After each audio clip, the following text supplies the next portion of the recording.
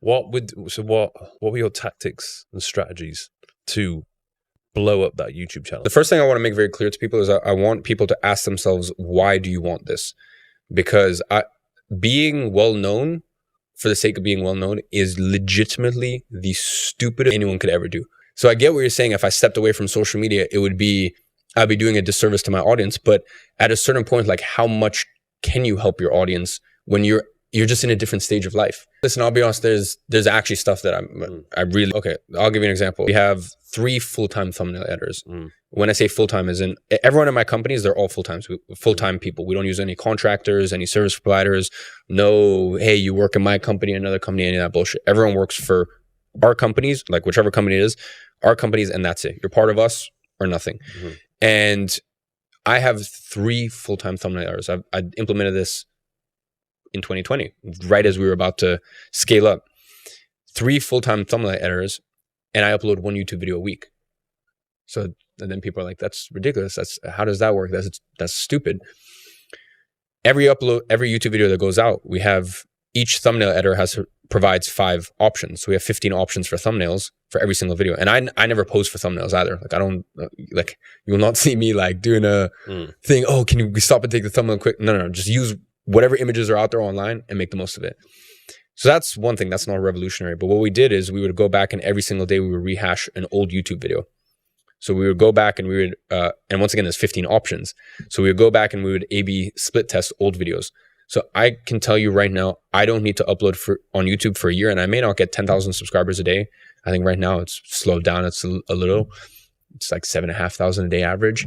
But if I don't upload for the next year, I will still get 5,000 YouTube subscribers every single day, day in, day out. Because I just have a backlog of videos that I can go back and rehash. So that's just like, for example, one baseline, very simple thing. Yeah. And number 2 is the fact that I'm so meticulous with the way that I do things. You know, I've never said this, but I follow a 70-30 split. So 70% of my content, I don't care if my audience watches it. It's literally just to grow a new audience. Sometimes, like, I'll be honest, it's to the point where if subscribers slow down, I think some people think that I like script my videos or have my videos written for me. The level of attention and care that I put into the video is I write like maybe 10 or 15 bullet points down. I'll literally just like think of the video, and it's not just the video. You have to find a way to package it and stuff like that. And that's the most important thing, is the concept of the video. Because you could have a great video, but you need to find the right, like, you got to think, if someone looks at it on the YouTube recommended feed, like, why would they click on it? Like, what is it that stands out about that or benefits them personally? So 70% of my videos is to grow a new audience, and the other 30% of my videos is the stuff that I know my audience loves and would make sure that they don't unsubscribe. So I keep that 70-30 split. The issue is and also, I'll be honest, those are the 30% are the videos I genuinely enjoy making. You know, I really enjoy doing the event stuff because it's like, it's a full-blown investigation into a topic. I really enjoy making like the vlogs or, you know, more entertaining stuff like that. The other 70%, the sit-down videos, it's more to draw in a new audience, help educate people. But like, I don't particularly enjoy that too much. So I think most people put out content and they follow one of 2 paths. Either you've got channels out there, for example, like, yeah, listen, there's channels out there that just only make content for new audience. And that means that their engagement, like if you look at my engagement on YouTube, within a month, every one of my videos gets at least 700,000 views, usually 1 million, at least within the first month. And that's because I'm making content that applies to a new audience, but also doesn't piss off my existing audience.